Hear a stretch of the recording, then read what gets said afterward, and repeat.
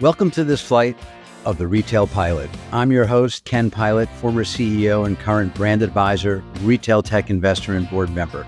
I'm thrilled to share with you the insights from some of retail's legends and leaders, as well as my perspective on retail today. This podcast is sponsored by the following.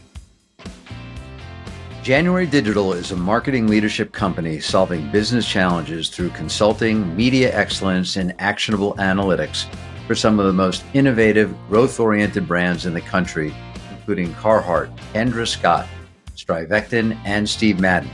Made up of January Consulting and January Digital, they offer strategic leadership services and full-funnel media planning, execution, and optimization, leveraging data to provide insights, yielding client success.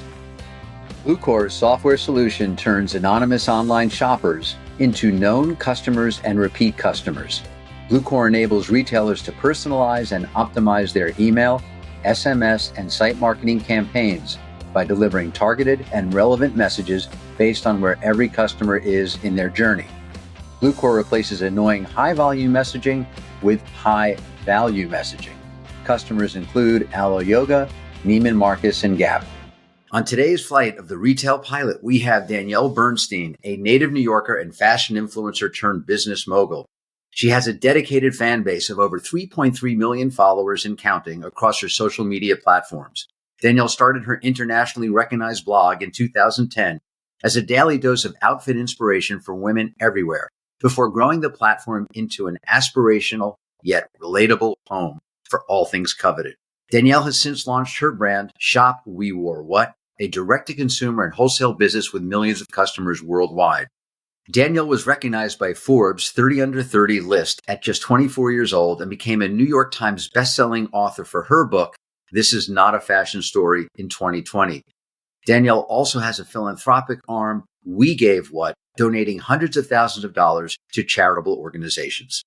Super excited to have Danielle Bernstein today on this flight of the Retail Pilot. Danielle, welcome. Thanks for having me. First, I've got to say it's such a pleasure to have you. And I think the only one more excited to have you on the podcast today, other than me, would be my daughter, Liv. I've heard. Yeah, she goes to Michigan, right? She does. And she's almost done, thank God, I think. Although I've been enjoying my time as an empty nester, and it's about to come to an end. Oh, she's moving back in. For now, until we can throw her out. That's the New York City way. Got to say, though, loved your book. Got some great info from the book, and also brought me back in time, back to my days at camp, and some awkward moments, some that you touched on, none that I'm brave enough to share, unlike you. But it was such a good way for, I think, a younger person who's looking to get into the creative business to really get a good outline on what it takes, because it ain't all glamorous. No, it's actually very unglamorous at the end of the day. Like, I loved your section on bitch work. I mean, we should all know what that looks like, because I'll never forget my bitch work. I was at Macy's and I was still in the training program, and they put me down on the sporting goods floor, which I was so excited about because I loved sports growing up. And the manager at the time had me go into the stock room, and there were 22 boxes of single sneakers. And he said, find pairs. I've done exactly that type of quote bitch work. I think that nowadays, I find a lot of my employees are Gen Z. They're younger in their mid to early 20s. And I just find that that doesn't really exist that much anymore. It's kind of crazy. Like, I spent a lot of time in fashion closets, on the floor, folding, steaming, this, whatever I needed to do. I worked in retail. I had all my internships, and that level of bitch work, as we call it, gives you so much character and perspective and really helps to build your ethics, like when it comes to career and, your work ethics and just appreciation for once you get past that stage. When did you first realize that you wanted to be in fashion? Growing up, I always had, like many young girls, sort of obsession with it that I never thought would be something I would want to go into as a career. And it wasn't until I sort of fell into it in college, actually, that I thought that, fashion could become a career choice for me now. And I just always thought I was going to be an event planner or do something in nightlife. I had a very different mindset when it came to what I was going to do when I grew up. In the book, you described something that I think really helped maybe hone your skills. And it may relate in one way, shape, or form to your parents getting divorced. But when you were subjected to a budget Hmm. and that forced you to be a really shrewd shopper, and you spent your time at Macy's and also learning the thrill of the hunt at Century 21. Hmm. And you talked about how money doesn't buy style. Expand on that for us. Yeah. Contrary to popular belief, I was never handed things growing up. I definitely was raised in a really nice family. I had a lot of privileges, but I was taught to work hard at a young age. And if I wanted something, I need to work hard to get it and buy it for myself. And so I was a very shrewd, thrifty shopper. And I found ways to style different items in my closet, to wear them multiple times and to make them work. And money truly doesn't buy style in the sense of just because it has a designer label on it, it doesn't mean that you're now stylish or cool. Or just because you can afford the nicest things doesn't mean that, that gives you class and style. So I've always really had a combination of high low in my wardrobe. So now obviously I can afford much more than I could back in the day. But I like to sort of maintain this perfect mix of like relatable and aspirational in my lifestyle, the way I produce my content, and the way that I dress. And I think that that has shown more style than just being able to afford nice things. You even applied your creativity at a fairly early age, cutting up pieces from one item and applying them to another. Maybe that's where you learned to sew, and that's what built your passion around the design process and ultimately probably led you to go to FIT. Yeah. And I didn't even go to FIT to be a designer. And I never went to design school. During high school, my grandma bought me a sewing machine for my birthday one year, and I basically taught myself how to use it. I went to, I think, one class to learn some of the skills that were required to even get the thing working. And then from there, it was like my bedroom floor became a total mess of fabrics and cutting up different things and trying to make something new out of my old items. And I always thought that that was just a hobby, but I guess inherently, like that became part of who I was and led into me becoming a designer one day. But I never went to traditional design school and learned sort of the traditional route that a lot of designers go on. Prior to becoming the designer that you are today and or curator, you Mhm. launched the blog. What inspired you to launch the blog? So most people don't know this, but We Wore What, the reason it's called We Wore What, it started as a street style blog. I had just transferred from Wisconsin to FIT here in the city, and I was surrounded by such amazing street style every day. I wanted to show my friends back at those Big Ten schools, like your daughter at Michigan, how people could dress for school every day. And I wasn't seeing that we all wore sweatpants to school every day in Wisconsin. And so I picked up a camera, I taught myself how to use it, and I started photographing street style around FIT's campus. And that's sort of what led to the beginning of We Wore What. It was a street style blog, and then slowly but surely turned the camera on myself, started photographing my personal style, and that's when Instagram launched. So was a really early adapter for social media and was posting my outfits onto Instagram as well as the blog, and then more transitioned to social media from there. With the launch of Instagram, and there were very few influencers at the time, you really took the lead on building something that didn't exist. How did you know what to do? I didn't. It was a totally new market and space. The word influencer didn't even exist. We were called bloggers at the time. So learning how to transition from the blog to Instagram and to social media and how to monetize that was something where we were really, the early adapters, the OG influencers. We really made up the rules as we went along. And at a certain point when Instagram introduced link sharing, and I was able to really look at the analytics and show brands, this is what I can produce for you in sales. So that's why I'm going to charge X amount to wear your product because you're going to have this ROI. So that was not something that was in a book. It wasn't something there wasn't a job title for that at companies. So that was something that we were really figuring out as we went along and making up the rules. And I had always set out to further legitimize the influencer industry with everything that I did going forward and speaking on panels and making a case for influencers being the most modern and useful source of advertising. And so my entire career has really been centered around further legitimizing what I do best. What impacted me most reading your story, and I know it only covered the first 25 years and there's plenty of story to be told going forward, but was your ability to take a risk. And I want to read this quote because I think it's super important, certainly for your followers, those listening, or those that aspire to do things in life. The quote is, "I took a risk in pursuit of a boy without the fear of rejection. It's something that I've done so many times since, not just in my love life, but also in my work life. I go after what I want, taking charge to create my own destiny. I don't wait for things to come to me. I make them happen, and it always serves me well." Share Yeah. with us a few examples of how you continue to pursue that frame of mind with your life today.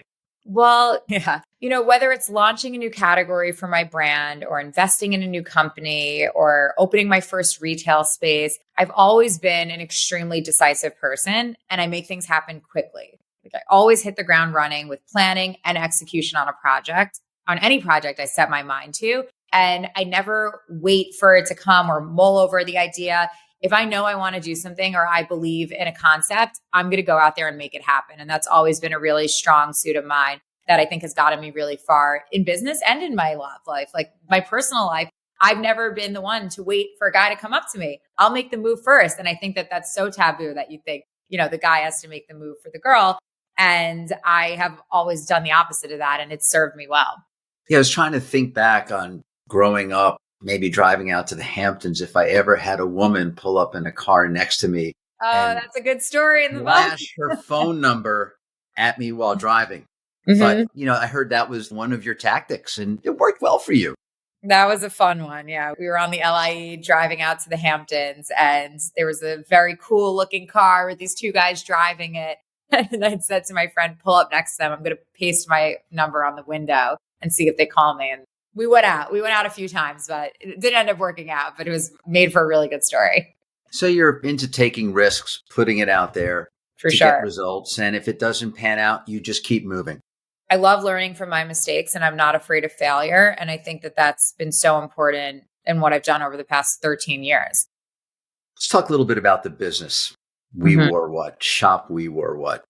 Yes. Where it stands today. What's approximately the size of the business? Well, without giving you our yearly revenue, I will tell you that, as a brand, we have grown tremendously over the past few years. We have 30 plus employees that range from our sales team to graphic designers, our creative team. We really have a strong production, tech designers, a great team behind me. A lot of people think I design the product by myself. That's not true at all. We have a whole team of people that are doing tons of product market research and are helping make all of these designs come to life.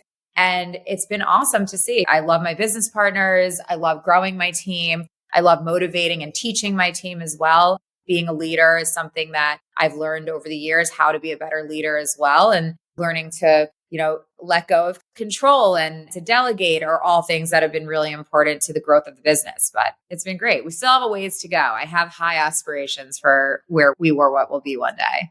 We'll definitely touch more on the leadership piece in a moment, but I want to talk a little bit more about the business.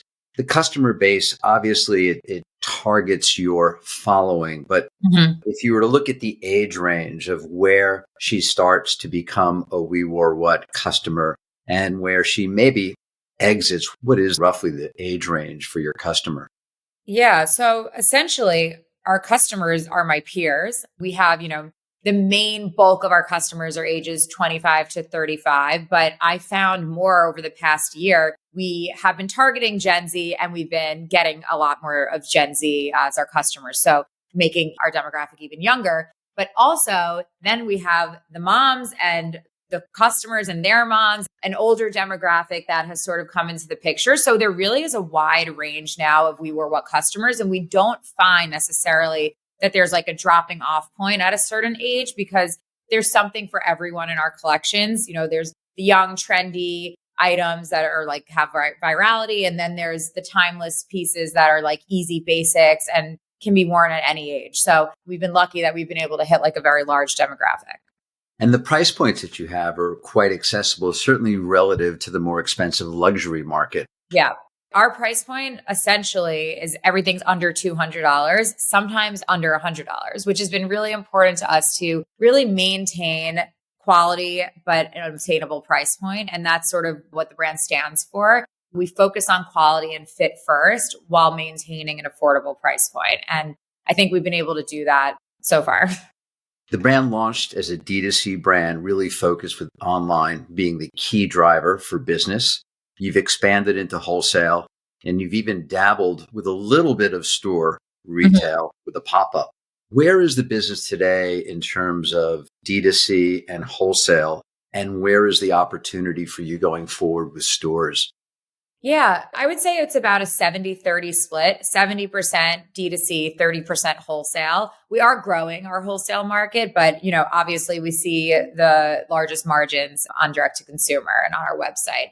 And the pop-up store was a really amazing experience. Potentially in the near future, we'll start getting into retail, but we had some really great learnings and a successful experience with opening our first pop-up this past fall. And it was enjoyable, but it was definitely a whole other part of the business that we would need to bring on another team for, or new members of the team for. It's a lot, as you know, to handle retail. And with the level of control and creative and care that I wanted to put into it, I would say that it's not our focus, but it definitely is something that we're planning for in the future.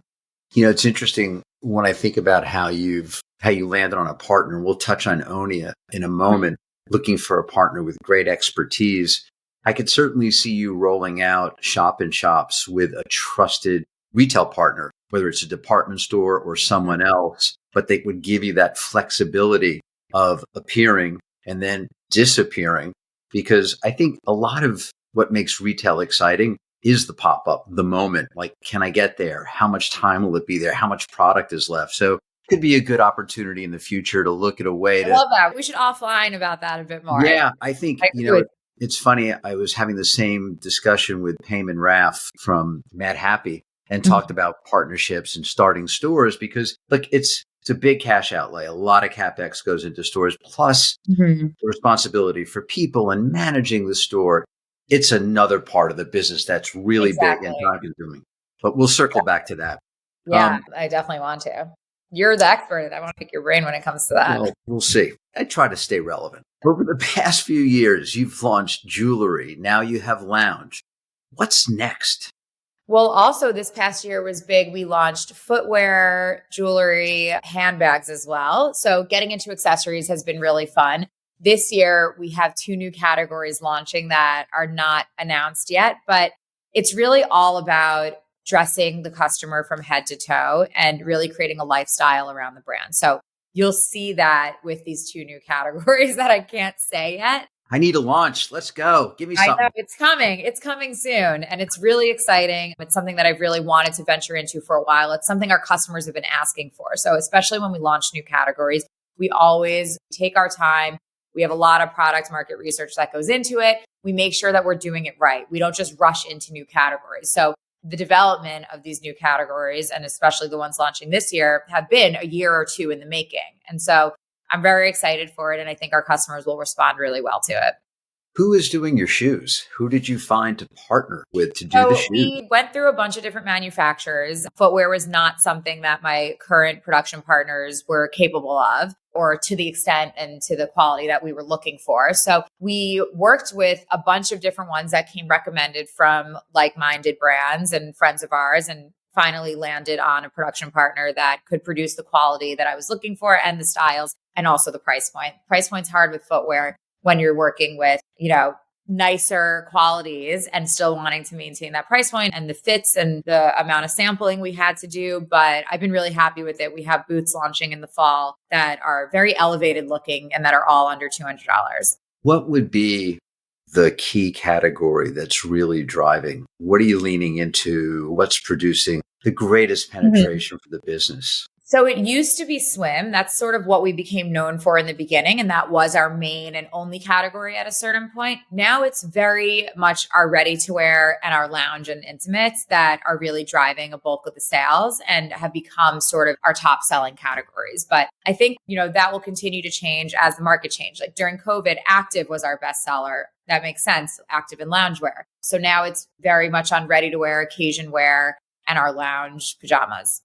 With guys being relatively important in your life and having spent a fair amount of time around them, How do you help out the guy? I mean, is there going to be a he wore what? Could that be a launch, a possibility? You got to help us out here. Definitely. We dabbled in it one year when we did a swim collection that had a few matching men's suits. And that was really fun for me. It's not necessarily going to be my focus. I have other categories for women that I want to venture into first, but I definitely want to do men's one day. I love menswear, and my business partners do menswear for Onya. So they're definitely experts in it. And I think it would be a very easy integration for the brand. From what I've read, the majority of your time today is really focused on designing and growing the We Wore What brand. Mm-hmm. How do you balance your time, though, as an influencer, entrepreneur, and designer? Where are you spending your time within the overall envelope of being who you are? I would say probably about 80% of my time is spent on the brand and with my brand team and focusing on things for that and meetings and everything that comes with that. The influencer part of my business used to be the main focus, but now that my brand has grown to be so large, I've really switched my focus and I'm a lot more selective with my influencer partnerships, which is really a dream come true and is a natural progression of my career as an influencer turned brand owner. So I'm able to be a lot more selective with my partnerships and focus on bigger deals that are more long term. That way they don't take up as much of my time from the day to day. And it helps me to be a lot more selective with who I work with, which in turn is making my partnerships that much more authentic. So I've loved the balance I've been able to find with working brand and still being an influencer. And the best types of partnerships are the ones where I can be an influencer and mix in the brand with it. So like Revolve, for example, they're our number one retailer from a wholesale perspective. They're also a huge partner of mine from an influencer perspective. So I have a really great relationship with them where we're promoting We Wore What on Revolve rather than just all these other brands that they carry. And I'm able to do a mixture of both. You spoke about how important it is for you to feel really connected to a brand. I think you described it as marrying a brand. The way you approached partnerships or collaborations with brands, trying the product, knowing that you love it, even signing up a 6-month exclusive with a brand just to really dedicate your time to them and focus on that brand and also show your connection with product. How do you see influencers today potentially moving away from that or not subscribing to that method of promoting product, impacting the category of the influencer? You know, one-off partnerships are such a thing of the past. And when I give advice to my other influencer friends or younger, newer, smaller influencers out there, I always say, it's all about marrying a brand and creating those authentic, long-lasting partnerships because that will help your followers to trust you a lot more. That's the reason I've had such longevity in my career as an influencer. And it's hard now. It's a really oversaturated industry where people are saying yes to every deal that comes their way, whether it's, a quick one-off post here or, promoting a product there. And it's hard to trust what influencers are promoting. Like I will say, I find it really hard to know. I'll have to message someone like, should I actually buy this? Do you really like it? Or is this just, you were just paid to do this? And that I find is like the problem with the industry overall. And so now brands are realizing that some influencers are converting a lot better than others. Those longer term partnerships are paying off in the end. And marketing dollars need an ROI. Brands are not just about like that quick exposure from whoever's trending at the moment. You really need to see your dollars going somewhere and having a return on your investment. And so I think that it's sort of weaving out the influencers that are saying yes to everything and the ones that have a really great relationship with their followers and have a trusting relationship by promoting only products that they truly love and believe in are standing out and rising above. I think that really speaks to the discipline that you imposed upon yourself to maybe avoid the fast buck, because obviously what you were being paid for posts, I guess ranging from $10,000 to $30,000 to post something for a brand, you put that aside and really just said, if I didn't love it, I'm not doing it. And that's probably a great lesson, as you said, for others out there, though not easy because no one wants to turn down that kind of money, but that could be short-term gain at the expense of your career. So exactly. Learning when to say no has been one of the hardest parts of my career. And I probably say this in almost every single interview, but it really is true. And it's so important. And that helps with the longevity. Like I am proof that that works. Let's take a quick break with a word from our sponsors.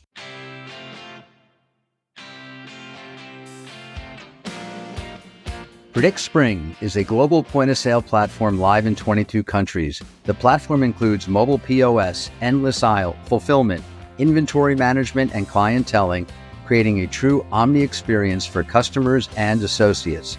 Predict Spring powers Suit Supply, Converse, Lovesac, Decium, Janie and Jack, and Bouclair. Collaborations have also been critical for your career, both in terms of designing product and who you partner with, but just finding a partner. Mm-hmm. Share with us a little bit more about both collaborations on the brand side and then also building your product through a collaboration. Yeah. So collaborations were a very big part of my business before we were what became its own brand. And we had every category. So for example, before I had denim, I had a denim partnership with Joe's Jeans where we designed a collection. It was exclusive at Nordstrom. It sold amazing. It was a great experience. But then we decided, let's do that category on our own. So Onya is a company that I did my first swim collaboration with. It went so well that they were like, let's do We Wore What as its own swim line. So it started as just swim. And then eventually they became my full-blown business partners in We Wore What and now produce all of the categories for me. So finding that right partner where our morals and values align, they offer me a certain amount of creative control while also knowing that they have their expertise in certain areas. I trust them at what they do best. They trust me at what I do best. And also having full transparency, that has been a super important part of my relationship with my business partners and with any partner that I work with, that there's always full transparency on how is something selling, how much is it going to cost to make it, really smart planning and buying and marketing when it comes to what we're producing. And so I've been really lucky to find great business partners like Onya because I know what I know and they know what they know. And we work together really well and we play on each other's strengths and weaknesses. And that's what helped make the brand successful. It's funny that your business partner today was probably your worst experience. You're referencing the book a lot. This is good. They wanted you to go on a great cruise in the British Virgin Islands on a boat and it was going to be amazing. And all you had to do is throw their swimwear. Short.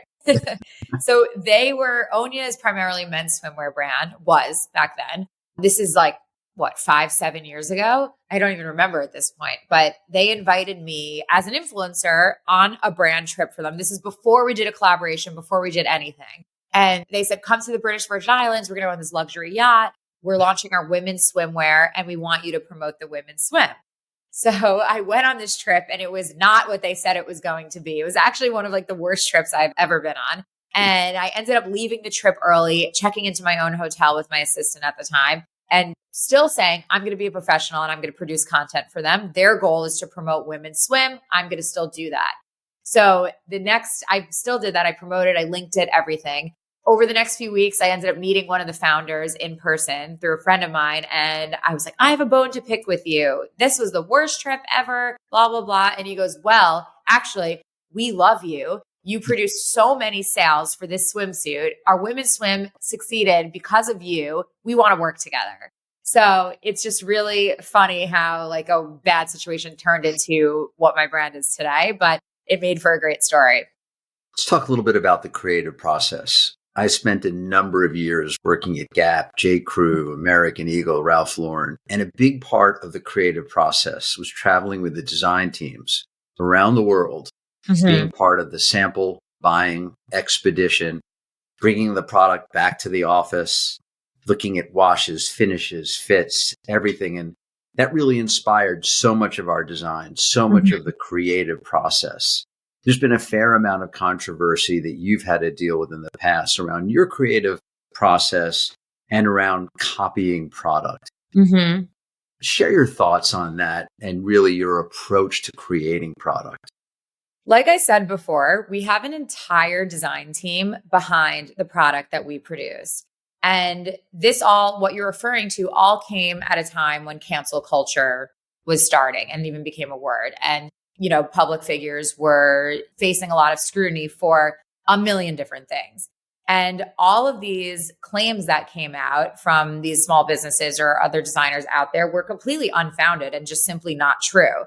no one has ever established that we were copied or infringed on anyone else's designs. And that is like legally for sure. We take the creative and design process very seriously and have a multi-layered process where we ensure that our designs are unique and fit our branding. And as you know, there's only so many ways you can make a strapless dress or a, t-shirt bodysuit or whatever it is, the item. There's going to be something similar out there. And that's just how the fashion industry works. But yeah, I mean, what I see when I look back at that is that We Wore What as a brand and me as an influencer withstood the test of cancel culture. And we didn't let it slow us down. I never went dark. I never came out and, I defended myself almost too much. I wish I actually, looking back on it, never really addressed these accusations. But I was very passionate about it at the time. There was no rule book for how to handle cancel culture. And so I handled it what I thought the best way that I could. And, it was a great learning experience. It made me really strong as a leader and business owner. And we were able to show that our brand has a lot of strength and in our customer loyalty as well. So, yeah. Not easy, certainly when you're a public figure the way you are. Describe, though, the creative process, how you participate in the creative process, how you get inspired, where your team goes, what you bring into creating the product. Yeah, so we do really what we call smart designing now. So a lot of styles are based on data from many years of selling to our customers and what are our best sellers? How can we reinvent them and make something new? And so we always have like a SKU plan with we're going to make X number of dresses, this number of sets. These were the best sellers. Let's carry over these, but update the styles. So we do a lot of that based on data. And then, I pull inspiration just from every day, from runways, from my wardrobe, from items that I just wish I had in my personal wardrobe that don't exist. And then we also really rely and pull our customers. So I have such a direct line of communication with our customers that I'm able to ask them what they're missing in these different categories in their wardrobe. And then we're able to design for them. One of the things that you've done that I think have been very successful, when you launch a brand, you make it part of a destination journey. You take your customer, you take your fans on a journey. Who's deciding where you're going for each shoot? Are you participating in that? I'm sure you are. Oh, yeah. But do you have somebody on your team that's out there saying, I've got a great spot to shoot? Yeah. So we have a creative director. We have our whole creative team on the marketing side, and we all work together to come up with these concepts for campaigns and photo shoots. Our swim collections are always themed. So the one next week that's launching is the St. Bart's swim collection. So we're going to St. Bart's for the photo shoot. Our Italy swim was one of our most successful themes yet. And we went all the way to Italy to do the photo shoot and a brand activation there. So those experiences have been really fun in helping to tell the story behind a collection. And then otherwise, we have a large list of people that we work with that are location scouts that, help us do set designs. And so we have a great team surrounding us, and we like to get creative and come up with something new for each campaign. And I think that our followers love to, and customers love to really follow that process because we give them a very behind the scenes look on everything from designing to the behind the scenes of a campaign shoot to then launching the product. And we really take them through that journey with us. Typically, a lot of fashion brands, they have multiple launches or multiple seasons within a year. Are you more season-centric or drop-centric or a combination of the two? We're sort of a combination of the two. If I had to say, it would be more drop-centric because we release a collection almost every 2 weeks, but they do follow some sort of seasonality. So we have a summer swim collection. We have our fall ready to wear. We have our holiday jewelry, our holiday footwear, whatever we have. So we follow the seasons, but we drop in smaller drops almost every 2 weeks now. There's always something new. It's all about having that newness on the site. Yeah, newness drives sales, no question about it. Exactly. Newness, but also keeping our best sellers and essentials evergreen. So they're always on the site.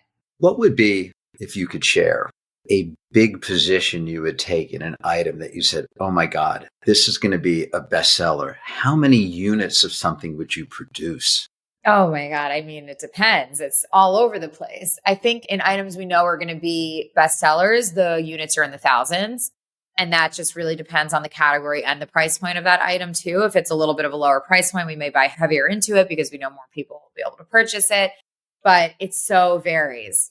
It's always tough to have enough of a bestseller because if you have too much Exactly. of a Because there's an bestseller, it's a aspect of meltdown. selling out that has been a really big part of the hype and the launch strategy for us is like a lot of the best sellers will sell out on the first day of launch, even within the first hour or a few minutes. And that's been a big part of creating that sort of rush to purchase and the energy surrounding it. And that's really helped our launch days to be our most successful sale days.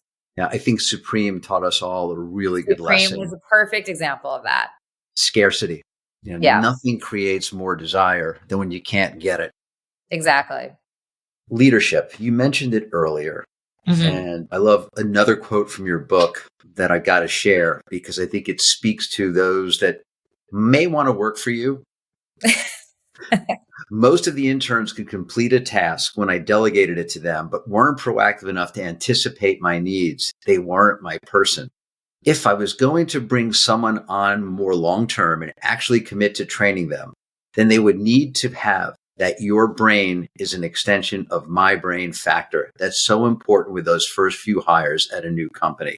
My question is, how are you viewing hiring today now that you have more than 30 employees? What are you looking for? What type of qualities or attributes must an employee have to work for Danielle Bernstein?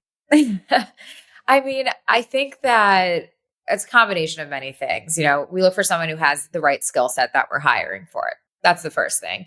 Then we look for somebody who's proactive. They're experienced, they're a hard worker, they're not too sensitive. The fashion industry is a tough place. And while we have such a family culture about our company, things move fast, they move quickly, they get high stress, they're intense, and then they're super chill and fun. So we really look for someone who could be a team player, who has a lot of added value and who's really proactive, who can, like I said in that quote, sort of anticipate my needs before I need them. And that's the needs of the company as well. So, it's hard when we do have a very young team with some of our creative team. And I feel like with them, there's a lot more training involved. But then as a leader, I feel the most proud when I'm able to train those younger women and have them, turn into the professionals that they are. So it's a combination of things. But I learned very early on, there's a big difference between being feared and respected. And so leadership skill wise, that's sort of a fine line that, I don't like to cross. I really want to be respected versus feared. And that comes with tone, that comes with attitude, and the way you talk to your employees. That being said, how would your employees describe you as a leader? I think exactly that, drawing that fine line and really somebody who is always very open to feedback and criticism. I love when my employees are like, we think we could do better in X, Y, and Z, and you can do better in X, Y, and Z, and really give me constructive criticism. I love that. We keep really open communication with our team. It helped us to be close as a team, but also to work as professionals. Okay, let's talk about technology. How are you leveraging technology today to help you with We Wore What? Definitely more on the creative side of our business between our graphic designers and our copywriters. We're definitely using AI to enhance all of the design work for that. And I think that it's been really cool. Like you mentioned before, some of our locations and our photo shoots are very crazy and out there, and we travel to places, and we don't necessarily have to do that with all of them now because of AI and the ability for us to turn an e-com shoot into a complete photo shoot set in a way that still really looks realistic and is cool. So we've been using it more on the marketing level of things, but I think that that's still adapting, and we're very flexible in wanting to learn more about it. Yeah, I'm seeing some great tools out there for designers to help them iterate product, reducing sample time, changing scales, Exactly. patterns. There's so many tools. You mentioned AI, so much happening in that space around marketing, tagging product, driving SEO and SEM. It's really exciting time. I don't know if people are fearing what AI will do in terms of replacing people or replacing staff, but I think it'll enable companies to bring people on that know how to use AI. So as much as it could be a threat, it's also a real opportunity because without AI, it's going to be a real hindrance to growth. Agreed. Looking at social media, Instagram is still your dominant platform, but yet you're on TikTok. What role is TikTok playing for We Wore What versus Instagram? How do you differentiate the two? Unlike Instagram, I was not an early adopter to TikTok. I sort of looked at it as a younger platform that I quite frankly didn't have time to pursue. And so we definitely look at it as a way to reach a new audience and to show more personality with the brand, but it hasn't necessarily been a focus for us. We had TikTok Shop, but I think that our price point is almost too high for TikTok Shop. Like the brands that you're seeing succeed there are items under $20. They're quick, easy purchases. And that's really where TikTok Shop is going. And who even knows if TikTok is going to be around in 6 months? The ban might really happen. So it's not something that we're totally focused on, but it is something that has been like an added value tool for us. Have you tried live stream shopping on your site? I've tried so many different live stream shopping platforms. I've had partnerships in the space. None of them are great. I don't know that I've ever had one that has been something that I think is worth continuing. What about you? There's a few. There's one out there that I invested in, Firework. Okay. And actually now they're kind of moving to include an AI assisted salesperson on your site. So that person, that could be you. It could be a deep fake of you helping the customer with any item that they select, telling them about the item, telling them what to pair it with. It's a little creepy. I would be interested to see that. It does get to the creepy space, but it's out there. Deepfakes are crazy. I've never seen a deepfake of myself. So okay, we'll get one done for you. I promise. I can make that happen quickly. What are your thoughts on the future of fashion and influencer marketing? Like I said earlier, I think it's definitely an oversaturated industry where more and more brands are really focusing on their marketing dollars, having that actual monetary ROI versus just the exposure. So I think that there's a lot of the moment influencers, especially with TikTok, because the virality happens so fast and so quickly. And that moment is really fleeting. And I think that you're going to see over the next year a lot of that weaving out of the people that are going to withstand and have longevity in their careers as an influencer because they're filling a space in the market that doesn't really exist. They have a niche and they can sell products. I think that's the most important thing right now for influencers and for brands as well. Before we close the podcast, I do have to hit on one important topic. We both grew up Jewish, and it sounds like the family aspect versus the religious aspect of being Jewish was most important to you as it was for me. Over time, I've grown closer to my religion and its importance in the world. I never would have guessed that today it's more difficult and challenging than any other time in my life to be a Jew. I've been a strong supporter of Israel and its right to exist, which probably places me in the minority. I've used my voice on social media, primarily LinkedIn, to share my views around October 7th and beyond. However, I work for myself and not as concerned with the blowback or opposition. How has October 7th impacted you and how have you reacted? Since October 7th, I have found my voice as a Jewish person and as a Jewish influencer and with somebody that has impact on others. And I have really taken on being Jewish as a responsibility in order to educate, spread awareness, shed light on the things that are happening, the atrocities that have happened. What is the difference between anti-Semitism and, these protests?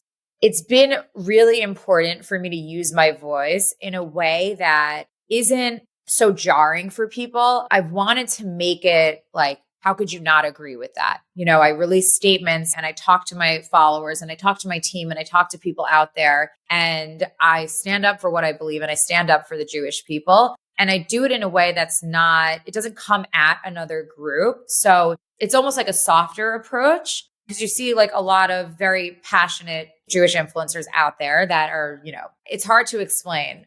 But I have really found my voice and my purpose in being Jewish. I've become more proud as a Jew than ever before. And I will not get emotional about it right now because I already spent all of yesterday after seeing that video come out being really emotional. But I do think that there's so few of us that I have found such community in doing so and in speaking out and really I know my part that I need to play. And because there's not that many of us, I will not stop, essentially. And, we have to stick together and We don't have as many allies as I would hope, and one would hope that we would. So it's just really important. It's just a very important thing that, as someone with a large following, similarly to how I reacted during COVID and used my platform and my voice to start We Gave What. We Gave What started as the middleman between small businesses and nonprofits and a larger audience. So now I'm sort of that middleman between literally the Jewish people and a larger audience as well. And, that just comes with a lot of responsibility and something I'm very passionate about. I think you hit on something really important around education. And there are certain things that one must agree with if you're going to have a conversation with them about what's happening. If a group doesn't believe that Hamas is a terrorist organization or that Israel has the right to exist, I can't really have a conversation with you. Yeah, those are two things that are just so simple and straightforward, but it is crazy how many people don't feel that way. There's lots of other complicated issues that are part of what has happened since October 7th that is almost like, let's just focus on the fact that Hamas are terrorists and Israel has a right to exist. Those are two things that shouldn't be argued. And Jews should not be targeted for being Jewish. So simple. It's simple and complex and a challenging part of our lives today. And really unfortunate to see what's happening around the universities. I mean, even thinking about going to graduation and how safe will it be at graduations that are about to happen, film at 11 on that. But how has this approach you're taking impacted your social media, your following? I mean, listen, exactly as you would expect, there's a ton of support from other Jewish followers, people in Israel, and there's a ton of hate. It goes without saying when you're talking about a topic as controversial as this is, that's going to happen. And as a public figure, no matter what I say, there's always going to be people that don't agree with it, even if it's about a hair product.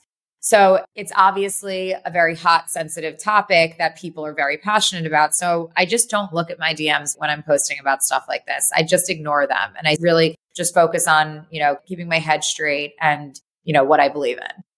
Yeah, I read this morning, Scott Galloway, who I follow, is an NYU professor, a statistic that for every one post that supports Israel, there are 50 posts on TikTok that are pro-Palestinian. So it's great that you have a voice out there and where you can share and put it out there. It's up against a lot of negative, obviously, on the other side. But I think we both have a responsibility to support what we believe in. And it's great to hear how you're doing that. You as well. Yeah. All right. You ready for rapid fire? Let's do it. All right. Favorite vacation spot? Oh, it's got to be St. Bart's. Top streamed show? I'm currently watching Palm Royale on Apple TV. It's very good. But I'm a big Love Island fan. I love my reality TV. Which designer has the most real estate in your closet? Like luxury high-end designer, probably Kate or Chanel. If not New York City, where would you live? New York City. It's not even a question. I'm not leaving. Which designer do you admire most? I really love how the Olsen twins with the row have no social media presence and have never used that to market, yet they're such a viral brand.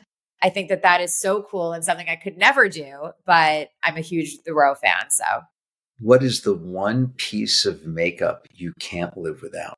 Patrick Ta blush. Final question, and this one is probably the most important question. Is Cooper the one?